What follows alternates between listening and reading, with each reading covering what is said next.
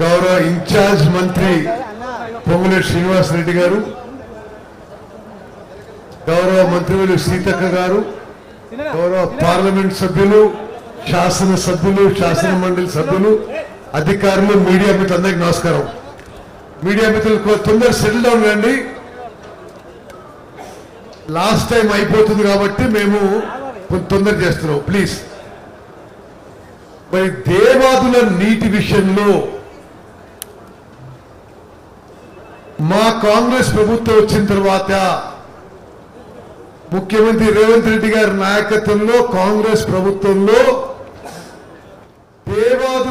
Devadula project సహా గోదావరి నదీ జలాల్లో మేము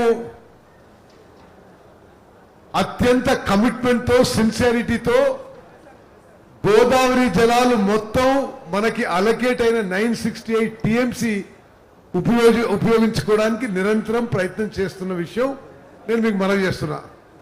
అదేవిధంగా పదే పదే కొందరు వ్యక్తులు, శక్తులు ప్రభుత్వంపై, ప్రభుత్వం పెద్దలపై దుష్ప్రచారం చేసే ప్రయత్నం చేస్తున్నారు. గోదావరి నదీ జలాలపై ఒక్క చుక్క నీళ్లు వదులుకోవడానికి సిద్ధంగా లేము. ఏ పోరాటానికైనా సిద్ధము. మేము గతంలో మరి ప్రతిపాదనలో మేమే మరి గోదావరి రివర్ మేనేజ్మెంట్ బోర్డు కానీ, పోలవరం ప్రాజెక్ట్ అథారిటీకి కానీ, మరి కేంద్ర ప్రభుత్వానికి కానీ, ఎన్వైరన్మెంట్ మినిస్ట్రీకి కానీ ఆంధ్రప్రదేశ్ అక్రమంగా తరలించకుండా ఉండడానికి అబ్జెక్షన్ రైజ్ చేయడం జరిగింది. మరి స్పెసిఫిక్గా దేవాదుల ప్రాజెక్ట్ విషయంలో నేను ప్రత్యేకంగా ముఖ్యమంత్రి రేవంత్ రెడ్డి గారిని ధన్యవాదాలు తెలియజేస్తున్నా. నేను వారికి వేరే చాలా కార్యక్రమాలు ఉన్నాయి, ఇలా ఫోర్స్ చేసి ఇలా తీసుకొచ్చిన. ఎందుకంటే ఈ ప్రాజెక్టు ఆన్ సైట్ విజిట్ చేసి అసలు ఈ ప్రాజెక్ట్ యొక్క మరి అద్భుతమైన డిజైను, ఒక 17 నియోజకవర్గాల్లో 5.5 లక్షల ఎకరాల ఆయకట్టుకి నీళ్లు పోయే విధానం, మరి ఇది సుదీర్ఘంగా ఆలస్యమై ఏ విధంగా ఖర్చు పెరిగిపోయిందో వారికి ఈరోజు ఎక్స్ప్లెయిన్ చేసి తప్పనిసరిగా వారి సహకారంతో దేవాదుల ప్రాజెక్టు ఇది ఫిబ్రవరి 2026 మరి నవంబర్ డిసెంబర్ 2027లో పూర్తి చేయడానికి ఒక ప్రణాళికబద్ధంగా ముందుకు పోతామని చెప్పి నేను మనవి చేస్తున్నా. అదేవిధంగా దేవాదుల ప్రాజెక్టులో మరి ఎక్కడెక్కడ ఏమన్నా డెఫిషియన్సీస్ గతంలో జరిగి ఉండి, ఇప్పుడు కొందరు మిత్రులు పంపింగ్ విషయం మాట్లాడారు, మరి పెద్దలు టనల్ విషయం మాట్లాడారు. ఈ విషయాలన్నీ కూడా దయచేసి కొన్ని మాకు వారసత్వంగా వచ్చిన విషయం కూడా మరి మీడియా మిత్రుల ద్వారా యావత్ తెలంగాణ ప్రజానీకానికి తెలియజేస్తున్నాం. అయినా సరే గుర్తుపెట్టుకోండి, చంద్రబాబు నాయుడు గారి ఈ ప్రాజెక్టుని 2001లో కొంత కన్సెప్షన్ జరిగింది. ఇప్పుడు 2026 మరి చాలా మంది ముఖ్యమంత్రులు మారినరు. కానీ నా దృఢ నమ్మకం మరి ముఖ్యమంత్రి రేవంత్ రెడ్డి గారి నాయకత్వంలో ఈ దేవాదుల ప్రాజెక్టు సంపూర్ణ రూపంలో 2027 చివరిలో పూర్తయి 5.5 లక్షల ఎకరాల ఆయకట్టుకి గోదావరి నది జలాలు అందజేయబోతున్నారని చెప్పి నేను మనవి చేస్తున్నా. అదేవిధంగా నార్త్ తెలంగాణలో చాలా జిల్లాలకి ఇక్కడి నుంచి డ్రింకింగ్ వాటర్ సప్లై కూడా జరుగుతుంది. మరి వరంగల్ నగరానికి కూడా డ్రింకింగ్ వాటర్ ఇక్కడి నుంచే సప్లై చేయడం జరుగుతుంది.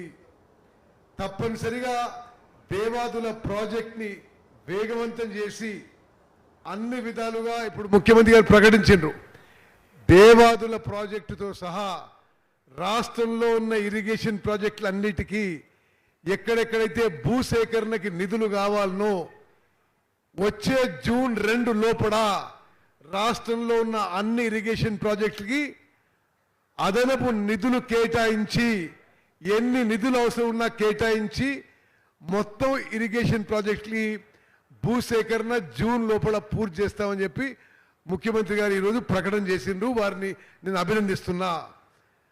అదేవిధంగా ఇరిగేషన్ శాఖకి, ఇరిగేషన్ ప్రాజెక్టులకి, ప్రత్యేకంగా దేవాదుల ప్రాజెక్టుకి అదనపు నిధులు కేటాయింపజేసి మరి నేను మళ్ళీ చెప్తున్నాను, నవంబర్ డిసెంబర్ 2027లో పూర్తి చేసే దిశగా ఒక ప్రణాళికబద్ధంగా ముందుకు పోతామని చెప్పి నేను మనవి చేస్తూ చివరిగా ఎక్కువ టైం లేదు, ముఖ్యమంత్రి గారు మాట్లాడారు కాబట్టి నేను చాలా షార్ట్గా ముగిస్తున్నా.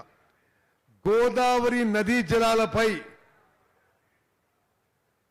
ముఖ్యమంత్రి రేవంత్ రెడ్డి గారి మా కాంగ్రెస్ ప్రభుత్వం ఒక్క చుక్క నీటి కూడా త్యాగం చేయడానికి ఎవరికి వదులుకోవడానికి సిద్ధంగా లేము.